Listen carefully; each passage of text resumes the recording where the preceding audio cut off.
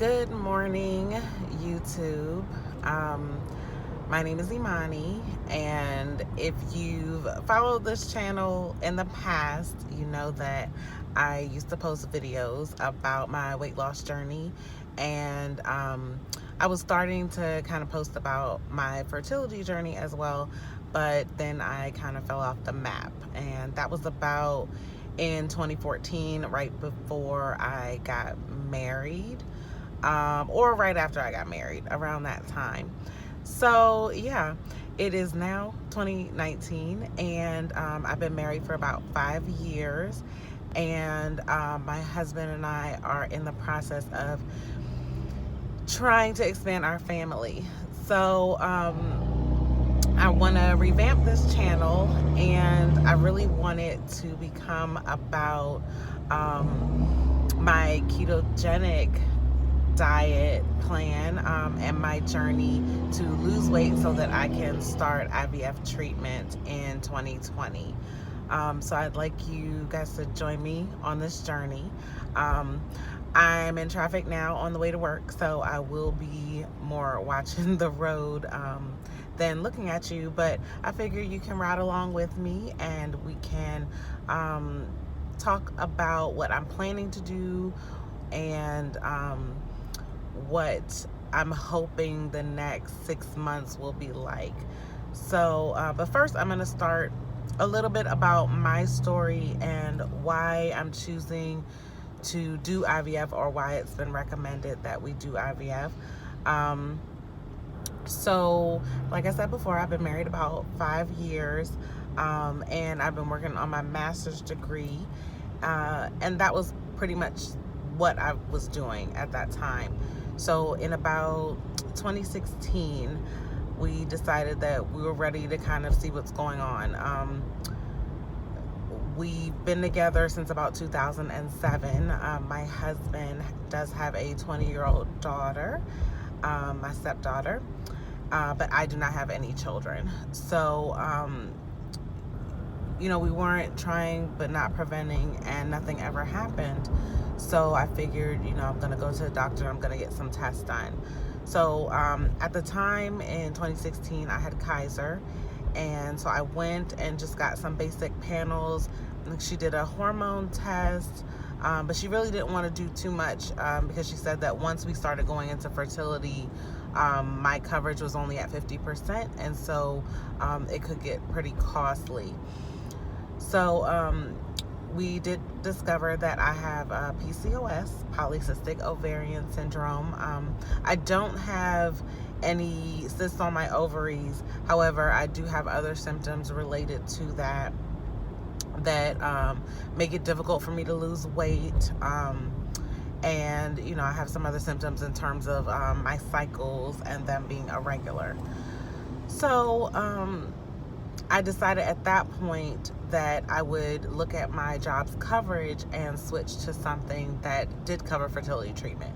So right now I'm with Cigna, and they do cover all fertility testing and treatment 100%. I will be changing my coverage again slightly in 2020, but it's not really going to make a major impact. For the most part, I'm covered. So yeah. So I decided to start with Shady Grove Fertility Clinic. They're pretty big in the Washington, D.C. metropolitan area. And so my husband and I went for all the testing. And basically, we discovered that I had fluid in one of my fallopian tubes. So at the time, the recommendation was for me to get that tube taken out. And that's what I did. So I only have one tube. And so as far as my husband, his sperm count wasn't like dangerously low, but it wasn't ideal. It was kind of just on the margins. And so what they were saying was, with his sperm count and with my only having one tube, they really did not recommend IUIs. And so they suggested that we move forward with IVF.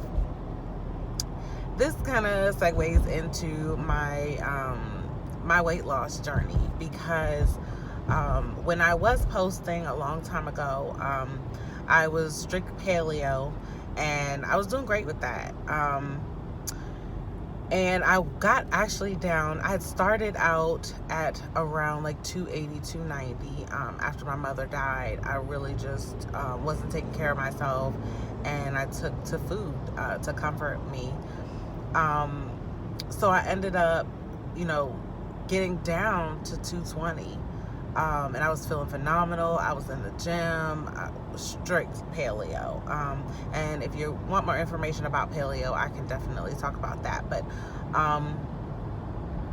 so my wedding happened, and we went on our honeymoon, and then we came back, and I started a new job, and life just happened. And I started my I was in grad school, but I was starting my last year and starting to intern, and I just wasn't cooking, eating out a lot, and I ballooned back up to the 270s.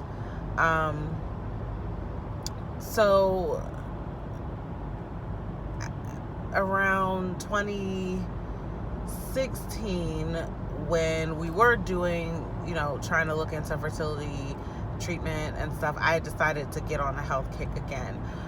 So by the time I started with Shady Grove, I was about 250 pounds. So I had lost about 20 something pounds. And I was feeling really good about that. And what they told me is they are ready to move forward with IVF. Everything's good, but they wanted me to get my BMI down a little bit before they did any sort of procedure. So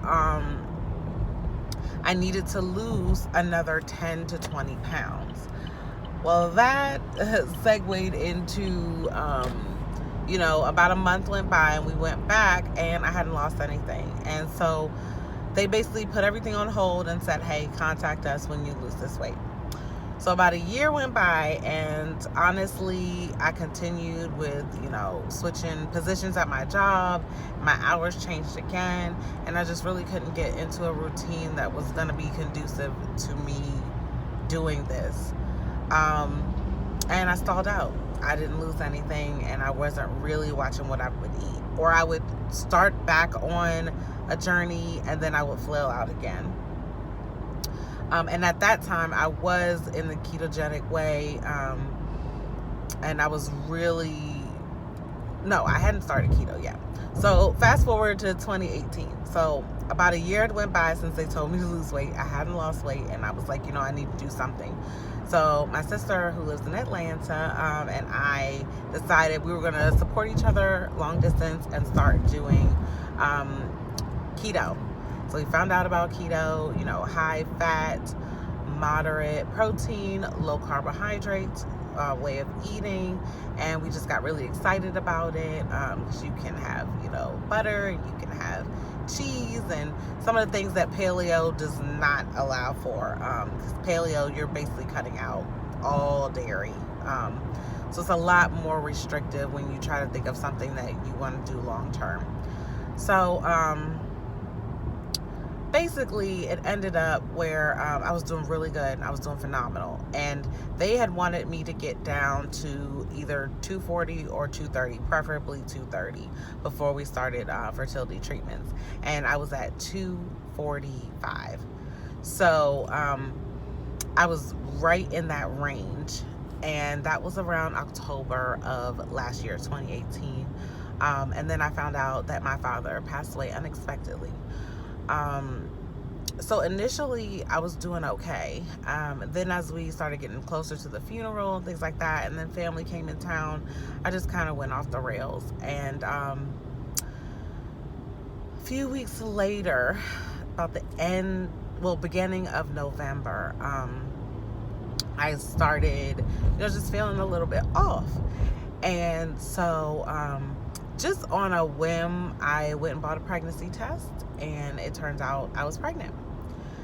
So I really attribute the ketogenic diet to me getting pregnant. But just for whatever reason, I ended up having a miscarriage a few weeks later.